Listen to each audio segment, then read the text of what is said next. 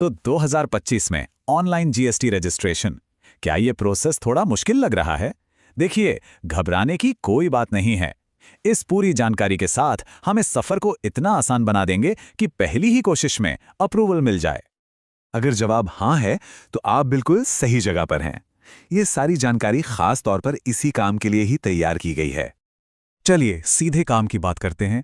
हम उन जरूरी स्टेप्स और कुछ अंदर की टिप्स पर गौर करेंगे जिनसे आम गलतियों से बचा जा सकता है और बिना किसी ऑब्जेक्शन के एप्लीकेशन को अप्रूव करवाया जा सकता है।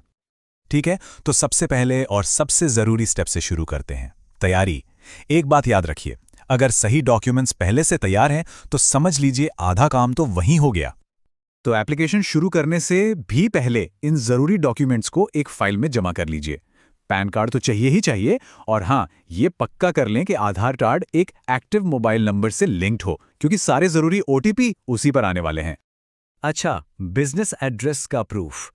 इसमें अक्सर लोग थोड़ा कंफ्यूज हो जाते हैं, पर ये बहुत सिंपल है।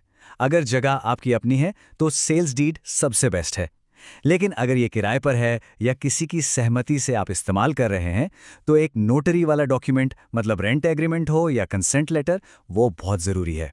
देखिए, इस स्टेप को हल्के में बिल्कुल मत लीजिएगा, ये बाद में आपको बहुत सारी परेशानियों से बचा सकता है। और यहाँ एक खास टिप है, ये जरूर चेक कर लें कि आपके स्टेट में पीटी यानी प्रोफेशनल टैक्स रजिस्ट्रेशन की जरूरत है या नहीं। अगर है तो उसे पहले ही करवा लें।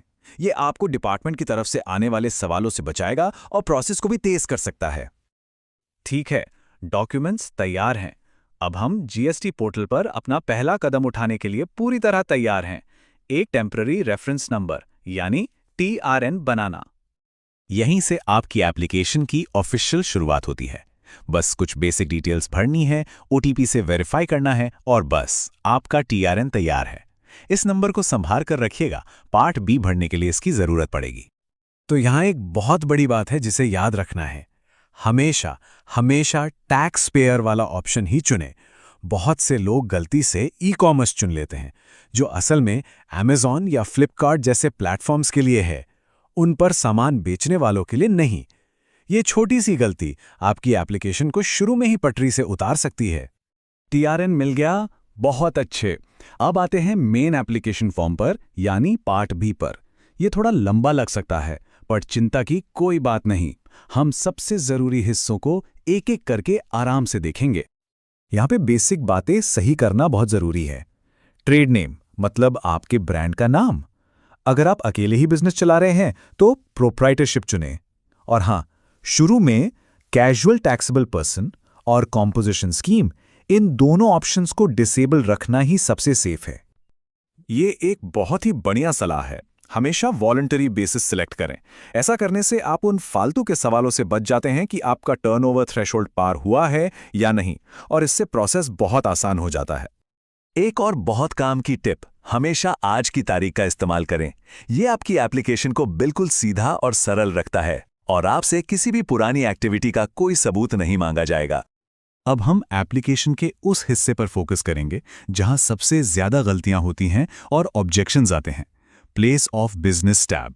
इसको सही सही भरना बहुत बहुत जरूरी है। और अब आती है वो सबसे शानदार ट्रिक जो एक बहुत ही आम प्रॉब्लम को सॉल्व करती है।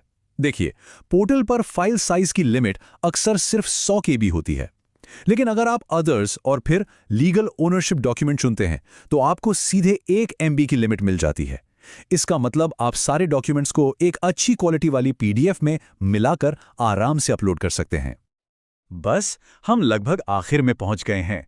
पार्ट बी के बाकी स्टेप्स काफी सीधे हैं। अपनी फोटो अपलोड करें, खुद को ऑथराइज सिग्नेटरी बनाना ना भूलें, और सबसे जरूरी बात, आधार ऑथेंटिकेशन के लिए येस ही चुनें। यह एक तेज ऑनलाइन प्रोसेस के लिए बहुत ही जरूरी है। 1 मिनट, फॉर्म सबमिट करना आखिरी स्टेप नहीं है।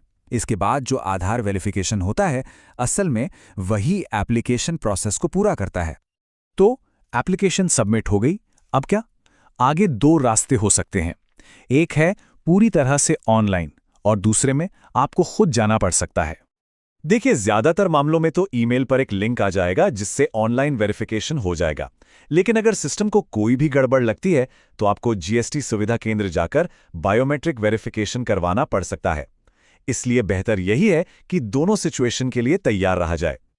चलिए अब इस सफर के आखिरी पड़ाव पर चलते हैं, ये समझना कि एप्लीकेशन पूरी तरह से जमा और वेरीफाई होने के बाद आखिर होता क्या है।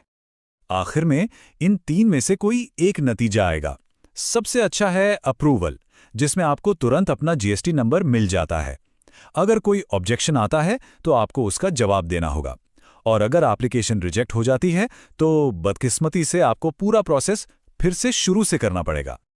तो रजिस्ट्रेशन का सफर यहां खत्म होता है। इन टिप्स के साथ पहली बार में अप्रूवल मिलना बिल्कुल मुमकिन है। अब जब जीएसटी नंबर मिल गया है तो एक रजिस्टर्ड बिजनेस के तौर पर एक नया चैप्टर शुरू होता है। लेकिन अब सवाल यह है कि कंप्लायंस की जो मंथली जिम्मेदारियां हैं, उनके लिए आगे क्या तैयारी है।